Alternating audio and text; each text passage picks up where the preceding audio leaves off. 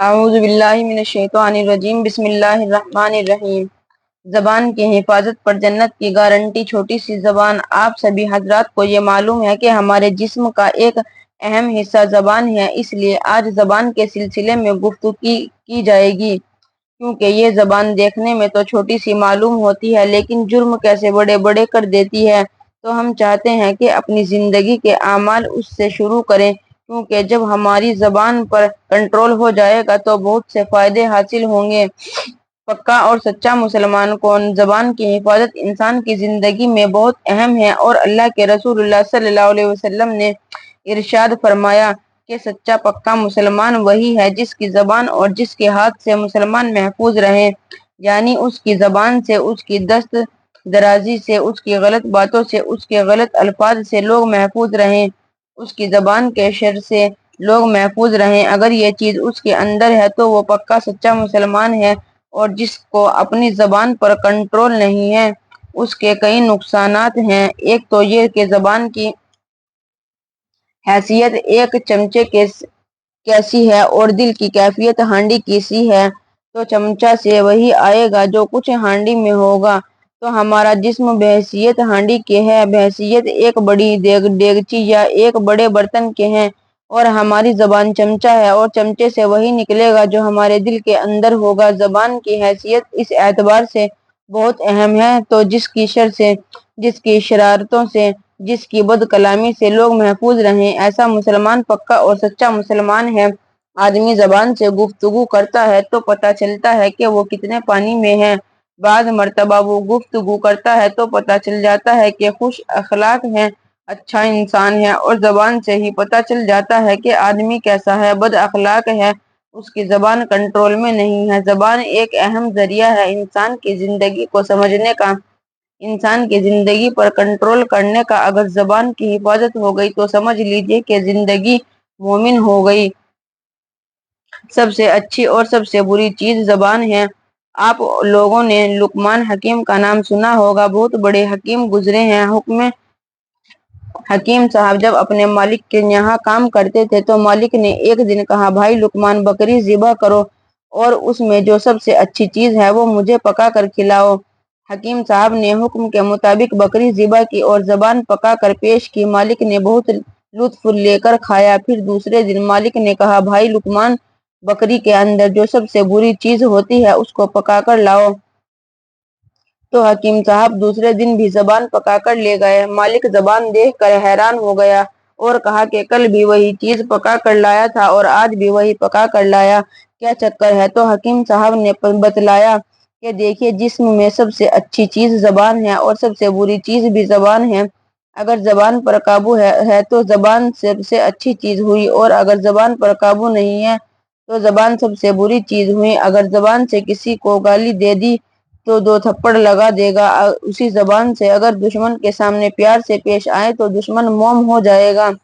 اگر اچھے اخلاق سے، محبت سے اس کے ساتھ پیش آئے تو یہ زبان اس کو آپ کا دوست بنا دے گی۔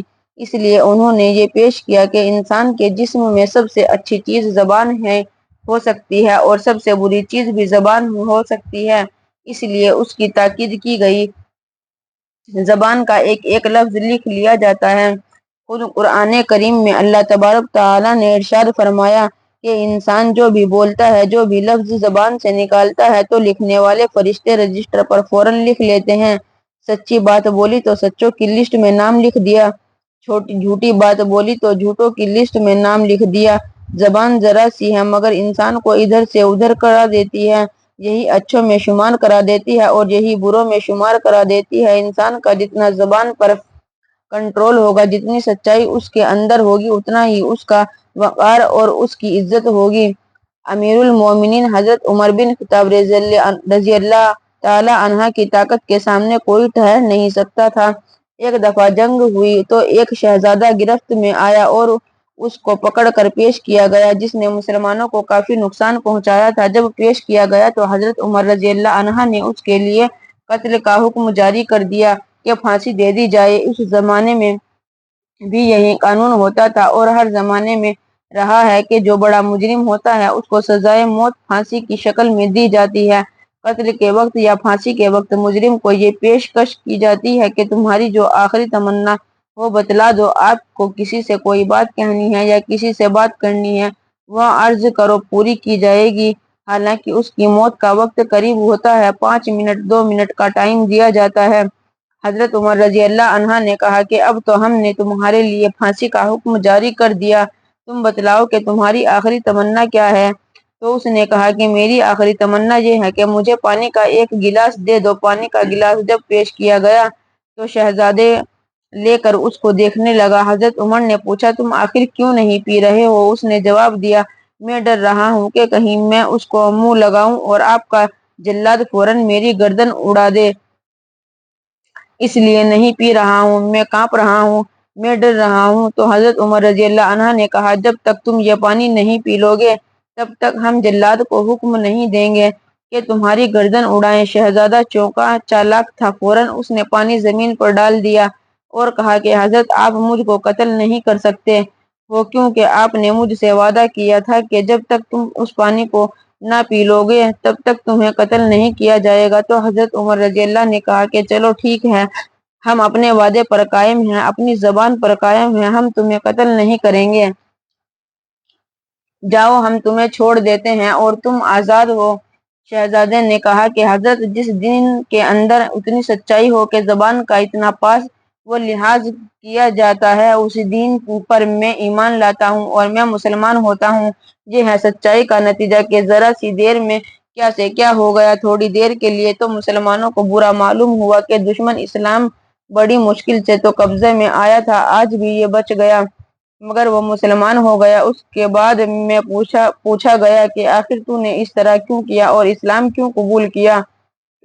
تو اس نے کہا کہ میرے دل میں اسلام کی محبت تو پہلے ہی بیٹھ گئی تھی، مگر پہلے میں نے اسلام اس لیے نہیں قبول کیا کہ میں کلمہ اس لیے نہیں پڑھاتا تھا کہ لوگ کہتے تھے کہ تلوار کے ڈر سے اسلام قبول کر رہا ہے، مسلمان ہو رہا ہے۔ میں نے یہ ہیلا، یہ تدبیر، یہ چالاکی اس لیے کی کہ لوگ یہ نہ کہیں کہ شہزادہ ہو کر موت کے ڈر سے مسلمان ہو گیا۔ پانی میں نے اسی لیے منگوایا تھا اور میں نے یہ چال چلی تاکہ کسی کو ذرہ برابر احساس نہ ہو کہ شہزادہ موت کے ڈر سے مسلمان ہو گیا۔ مجھے چونکہ معلوم تھا کہ المومنین اپنی زبان کے پکے ہیں، اس لیے جب میں آزاد ہو گیا تو اسلام کا اعلان کیا۔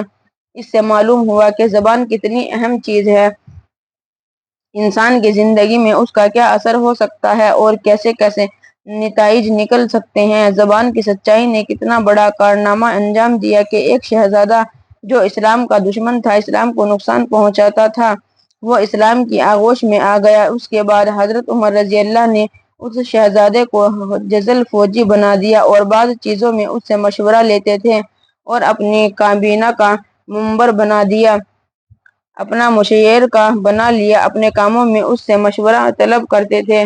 یہ ہے زبان کی اہمیت، خود سچ بولیں اور سچائی پر قائم رہیں، تو اسی سے وہ اتنا بڑا مسلمان بنا کہ اس کو حضرت عمر نے مشیر کار بنا لیا اور یہاں تک کہ اس سے مشورہ کرتے تھے۔ زبان کی سچائی کی تاثیر یہ ہوتی ہے، تو ہمیں کوشش کرنی ہے کہ اپنی زبان کو کنٹرول میں رکھیں۔